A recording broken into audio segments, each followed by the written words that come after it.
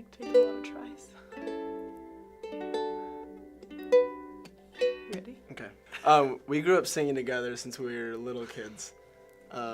Just all the time around the house. Like, you'd be doing dishes or something, and I'd be doing homework, and we're just always singing together. That made it so that our relationship kind of always like had music in it. And then we started leading worship together a lot in high school, that. which was, just a kind of another step. Ella and I entered this contest called the Akustikov that like our school got us into, which is basically this battle of the bands. We ended up winning the contest, which was crazy to us.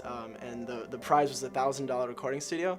And so I was like, okay, we have this recording studio deal, and I have these kind of songs, like, and that made me realize that like, maybe God actually wants me to put these out there. I'm very proud of what he put into those songs, and they're really his heart and soul. He put a lot into them. I went through a really dark time in my life.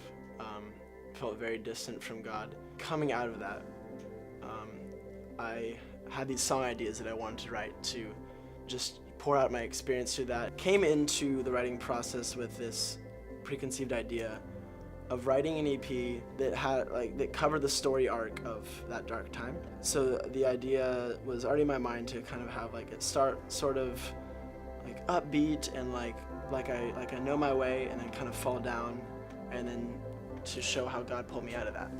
Just one of the main concepts of the EP is just like how broken we are as people and how good God is regardless of that. To dig into these things and then like dig into my own brokenness and like realize how broken I was and how good he was during that through the whole EP. This kind of motif of like water and ocean and sea, and then kind of like drowning in that. The sea being it's our sin and it's our depravity and it's pain and trial. But when we try and rely on ourselves, we just end up making ourselves more hopeless the more that we try and maintain control of our lives.